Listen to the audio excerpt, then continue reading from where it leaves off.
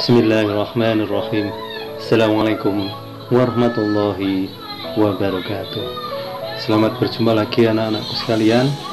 Semoga Allah selalu memberikan kita umur yang panjang, karunia hidup yang sehat jasmani dan rohani, sehingga kita masih bisa mengikuti pembelajaran dari rumah ini dengan sebaik-baiknya. Nah, pada pertemuan kali ini Bapak akan menyampaikan materi yang berkaitan dengan berpikir dan bersikap positif. Nah, biar tidak gagal paham, silahkan simak materinya lewat video berikut ini. Positive thinking, atau yang dalam bahasa yang sederhana sama dengan berpikir positif, adalah sebuah perilaku atau sikap serta cara pandang seseorang yang selalu positif dalam mensikapi kehidupan ini. Positive thinking hanyalah sebuah modal dasar seseorang dalam kehidupan, karena dengan semakin kompleksnya masalah yang kita hadapi, apabila hanya berpikir positif saja tidaklah cukup. Maka selanjutnya, setelah berpikir positif, kita harus bisa melakukan positive change atau melakukan perubahan menjadi lebih baik lagi.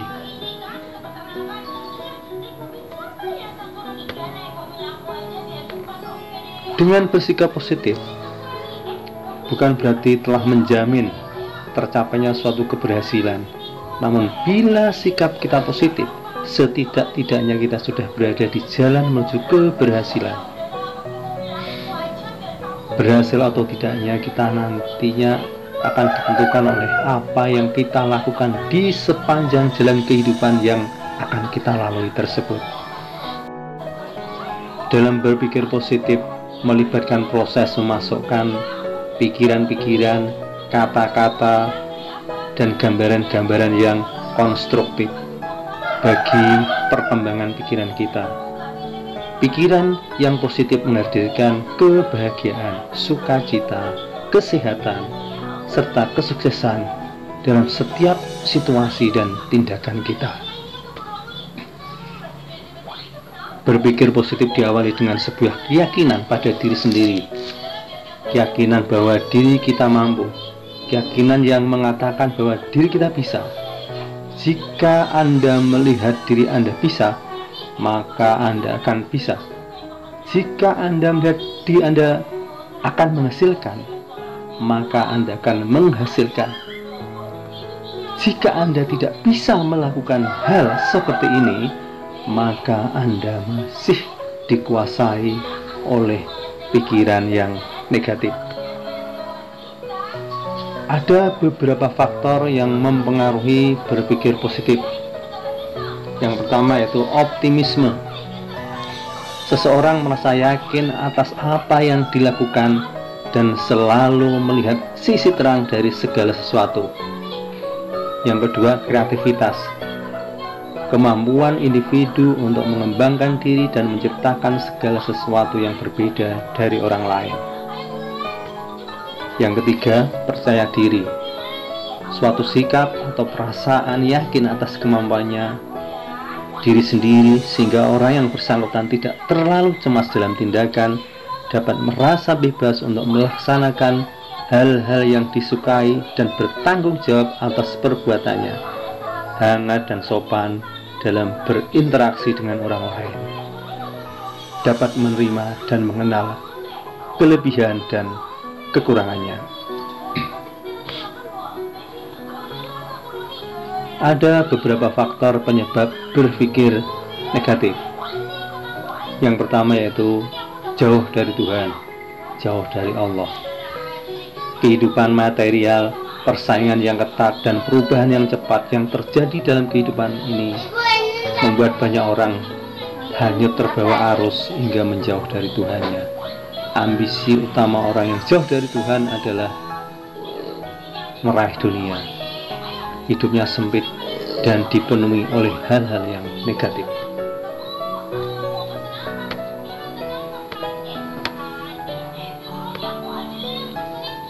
Dua, program terdahulu. Pernahkah Anda mendengar cerita ada orang yang hendak mengendarai mobilnya? Semuanya sudah dilakukan seperti biasanya, tapi mobil tetap tidak bisa bergerak dari tempatnya. Ia injak pedal gas lebih dalam, tapi mobil tetap tidak bergerak. Nah, apa yang terjadi? Ternyata rem tangan tetap dalam kondisi terkunci. Nah, program pikiran terdahulu yang negatif sama halnya dengan rem tangan pada mobil dalam kisah seperti yang saya sampaikan tadi. Setiap kali Anda berusaha untuk bergerak maju, ia akan menyeret Anda ke belakang atau tetap diam di tempat. 3. Tidak ada tujuan yang jelas. Tidak ada tujuan yang jelas dalam kehidupan seseorang membuatnya tidak memaksimalkan kemampuan yang dianugerahkan Tuhan kepadanya. Jika demikian, hidupnya menjadi sia-sia, dihantui rasa takut dan cemas menghadapi masa depan. Orang yang tidak memiliki tujuan yang jelas bagikan berjalan di tengah kegelapan. Ia akan mudah dipengaruhi oleh hal-hal yang negatif dan diombang-ambingkan oleh hiruk-pikuk kehidupan. 4. Rutinitas yang negatif. Rutinitas yang negatif yang dimaksud adalah melakukan hal yang sama dengan cara yang sama sepanjang waktu tanpa ada perubahan. Contoh, bangun tidur, minum teh, sarapan, lalu berangkat sekolah atau berangkat kerja. Aktivitas ini selalu dilakukan setiap hari. Begitu juga setelah pulang dari sekolah atau dari kerja, ia akan melakukan hal yang sama. Begitulah ia berkutat dengan rutinitas tersebut hingga hidupnya terasa tidak bermakna. Orang yang hidup dalam rutinitas negatif akan kehilangan perhatian terhadap pekerjaannya dan segala sesuatu di sekitarnya. Selain itu, apapun perubahan yang terjadi baginya terasa hambar. Yang kelima, pengaruh internal. Tantangan terbesar dalam hidup manusia adalah dirinya sendiri. Tantangan ini tidak datang dari luar, tapi bersumber dari dalam. Penyebab utama penderitaan seseorang adalah dirinya sendiri, melalui pikiran negatif tentang diri sendiri yang terjadi berkali-kali, kemudian diikat oleh perasaan sehingga menjadi sebuah keyakinan. 6. Pengaruh eksternal. Pengaruh eksternal yang datang dari orang tua, kerabat, teman, lingkungan, dan media informasi bisa begitu kuat mempengaruhi kita, menggerakkan perasaan kita, lalu merampas impian kita. Ia sangat mungkin membuat kita frustasi dan berpikir negatif. Pengaruh eksternal menyebabkan lahirnya pikiran negatif yang melahirkan berbagai penyakit, baik penyakit kejiwaan atau penyakit fisik lainnya. 7. Kehidupan masa lalu. Sebagian besar masalah yang dihadapi manusia bersumber pada masa lalu dan masa depan. Keduanya tidak berwujud. Masa lalu sudah berakhir. Jika dapat memetik pelajaran dari masa lalu, Anda akan pandai menyikapi kehidupan. Jika tidak, Anda akan terpenjara oleh perasaan negatif yang ada dalam ingatan.